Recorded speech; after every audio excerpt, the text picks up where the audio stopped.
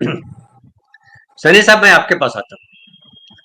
आप जो है जयपुर में हैं, लेकिन पूरे देश की राजनीति को, ढेर सारे नेताओं को उभरते, ढेर सारी पार्टियों को बनते, मुरझाते, बिखरते, फिर इकट्ठा होते, फिर लड़ते और फिर सत्ता में आते आपने देखा है। क्या लग रहा है, विजय थलापति जो है, जो नई पार्टी उन्होंने बनाई है, क्या डीएम को चुनौती दे पाएंगे, ऐसा आपको लगता है?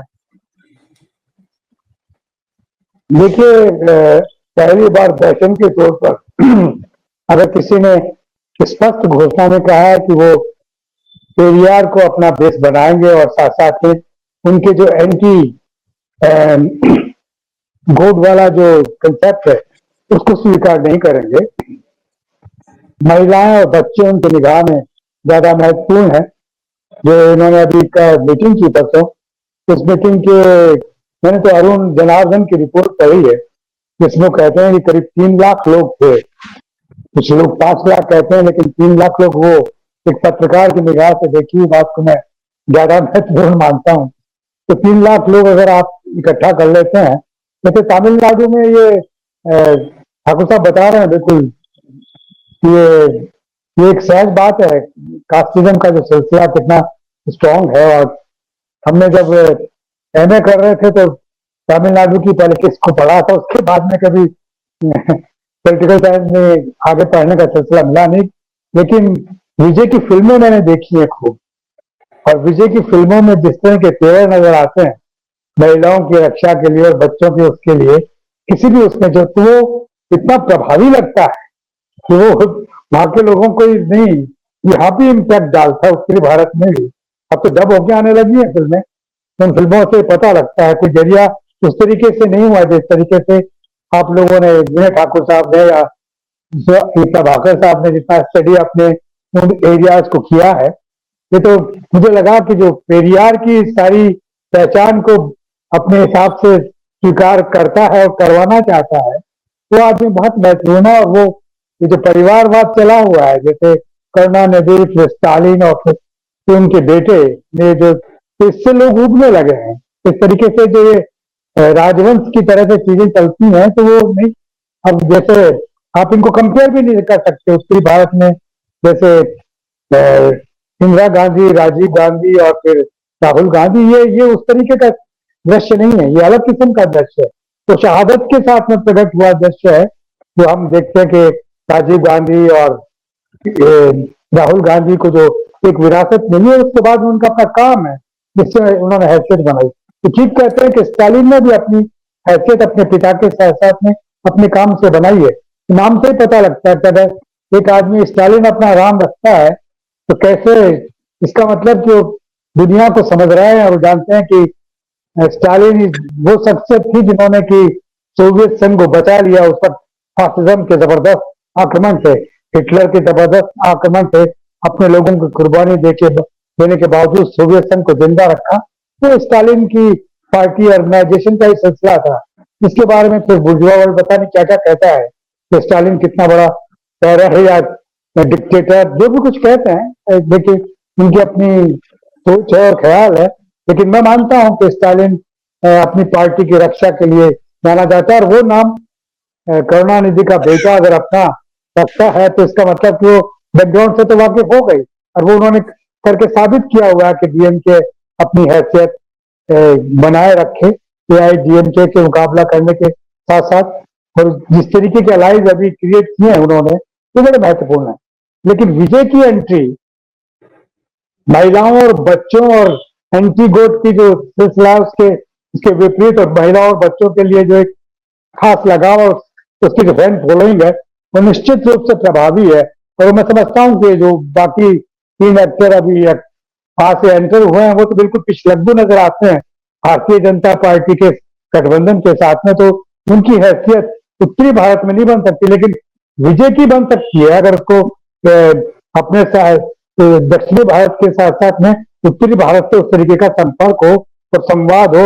लेकिन भाषा के रास्ते में जो एक अड़चन उन्होंने पैदा की हुई है, तो तमिल और अंग्रेजी के अलावा किसी को उत्तरी भाषा फार्मूला में अडेप्ट करेंगे, तो ये एक कंट्रोवर्सी वाला सिलसिला बनता है।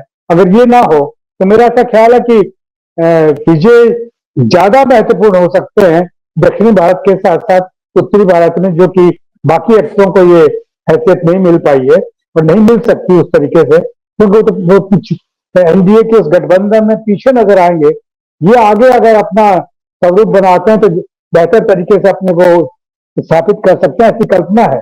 बाकी तो अब पढ़ा जाएगा उनके बारे में, जाना जाएगा। आज तो हमारे पास में विनय ठाकुर साहब हैं या सिद्धार्थ साहब हैं जो बता रहे हैं, वही जरिया या इंडियन एक्सप्रेस में स्टोरी छपी है, जिसको पढ़ करके मैं सुबह तत्काल मैंने कहा कि इस पर चर्चा होनी चाहिए कि दक्षिण में कोई कम महत्वपूर्ण बात नहीं है कि एंटी गोड पेरियार का जो कंसेप्ट है उसको परे रख करके पेरियार को फिर से स्थापित करने का प्रयास तो बहुत मुश्किल काम है, लेकिन विजय शायद। सनी साहब ये बताइए कि ये जो पीके हैं, जो ये केजरीवाल हैं, या और जो भी लोग हैं, ये जो लोग आते हैं तो कई बार आरोप लग जाता है कि ये बीजेपी की मदद कर रहे हैं, और अपोजिट जो जो पेरियार के अपोजिट जो चीज खड़ी होती है वो बीजेपी खड़ी होती है। तो पेरियार को मानने वाले लोगों के वोट अगर बटेंगे तो जाहिर है बीजेपी को फायदा होगा, और वो बटेंगे तो कटेंगे, जो कहते हैं वो बटेंगे तो उनका वहां फायदा हो जाता है। तो आप क्या देख रहे हैं कि इस तरह की राजनीति में जो चेंजेस देखा जा रहा है, हालांकि वो बड़ा मटेरियलिस्टिक चेंज है, वैचारिक चेंज नहीं है, मटेरियलिस्टिक चेंज है, चाहे पीके हो चाहे केजरीवाल हो, मैं वैचारिक चेंज नहीं मानता हूँ। थलपति अभी आए हैं, ये विजय, तो क्या ये कुछ चेंज देश मांग रहा है इसलिए ये सब किरदार उभर रहे हैं, या चेंज नहीं दिखाई पड़ रहा इसकी वजह से ये लोग उभर रहे हैं, कोई ढंग के चेंज नहीं आ पा रहा है, क्या आप देख पा रहे हैं? रंजय जी, जिस बात को लेकर के मैंने आपको सूचित किया था वो इसीलिए था कि उस पर लिखा था कि स्लैम करप्ट फैमिली पॉलिटिक्स, ये विजय का स्टैंड था इसमें सारा स्पीच के अंदर। और पेरियार के वो जो गॉड को रिजेक्ट करने का सिलसिला, तो बड़ी खूबसूरत स्टोरी अरुण जनार्दनन ने इंडियन एक्सप्रेस में लिखी है, और उसमें कहीं कोई बाइसेस नजर नहीं आ रही थी, इसलिए मैंने इसको अडॉप्ट किया कि मैं समझता था कि ये आप डिस्कस करेंगे। तो आज देखिए हमारे पास में संदीप यादव साहब हैं, तो उन्होंने कंप्लीट उसको जानते हैं उस इलाके को, और उसके बाद में वहां की मन प्रवर्तियां और रुझान समझते हैं, तो वो लोगों को समझ में आएगा ना। हमें ठाकुर साहब मिल गए जिनके माध्यम से चीजें समझी, उत्तर के लोगों को समझना चाहिए इसलिए। और साथ साथ में मेरा एक लेकिन ऐतराज है, वो ये कि ये जो कला के प्रति बहुत रुझान और इस तरह की घटना, जैसे मिथुन का नाम लिया, Mithun is no actor at all, उसने तो अपनी जिंदगी का जो सबसे बुरा रोल अदा किया है वो नजर आता है, उसको तो हम चर्चा में नहीं, तो इससे तुलना मुझे अच्छी नहीं लगी, क्योंकि विजय की फिल्म में ऐसे तो नहीं है। मैं लेकिन सनी साहब हाँ पहली पिक्चर मिल गया हाँ, नेशनल अवार्ड, बस उसके बाद वो अब देखिए आखिर वो में अब सिनेमा खत्म होने के बाद दादा साहब फाल्के अवार्ड, किसी एक्टर को इस तरह से जब वो इस समकालीन में किसी को मिला नहीं। नहीं सैनी जी साहब, देखिए मैंने जो मिठुन का नाम लिया वो पर्सनालिटी के हिसाब से नहीं, इम्पैक्ट के हिसाब से। इम्पैक्ट ठीक है, ठीक है, नहीं लेकिन खैर वो आगे बढ़े मेरी ना। समझ का मेरी समझ का गड़बड़ झाला हो सकता है, इसमें कोई हाँ, बात नहीं है। मैं लेकिन प्रज्ञा जब देखी थी तो मैं स्टूडेंट फेडरेशन का उस वक्त कॉलेज में प्रेसिडेंट हुआ करता था, तो प्रज्ञा में हमें मिथुन अलग किस्म का नजर आया। बाद में पता लगा तो इसका तो रंग ही बदल गया है वो तो। उसके बाद में हम भी चीजों को भूल गए, और बाद में जो देखा है अंत जो हुआ है उनका, वो तो बहुत ही अजीब तरीके से हुआ। तो मैं कहना ये चाहता हूँ कि कॉमर्स में भी ये जो जो धंधे का काम है उसमें भी आपको बहुत बेहतर लोग मिल सकते हैं।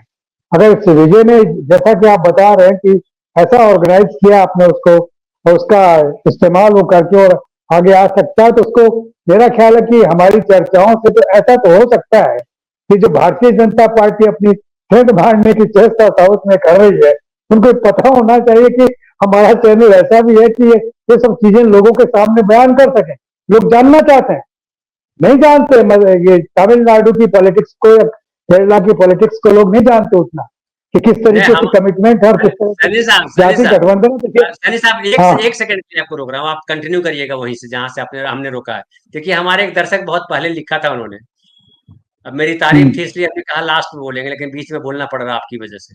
ये कह रहे हैं कि मुझे तो कोई भी ऐसा न्यूज चैनल, हाँ कि ये न्यूज चैनल नहीं है भाई, एब्सोल्यूट व्यूज चैनल इसको कहिए, न्यूज तो हम दिखाते नहीं है। तो कश्मीर के किसी पत्रकार को रखता हो पैनल पर, नागरिक के पैनल में डाइवर्सिटी बहुत आ गई है, हमने लगातार ये कोशिश की है, इसलिए आपने पहचाना मेरी कोशिश को, इसलिए थैंक यू आपको। जी, कंटिन्यू करें। अरे बिल्कुल हम चाहते हैं। जिस तरीके से जलील साहब को हमने कश्मीर से बुला के चर्चा की है, मेरा ख्याल है कि कहीं उस तरह की चर्चा देखने सुनने को नहीं मिली। और ये देखिए हमारे पास में डॉक्टर संदीप यादव है और विनय ठाकुर साहब है, तो साउथ की पॉलिटिक्स को आसानी से समझ सकते हैं।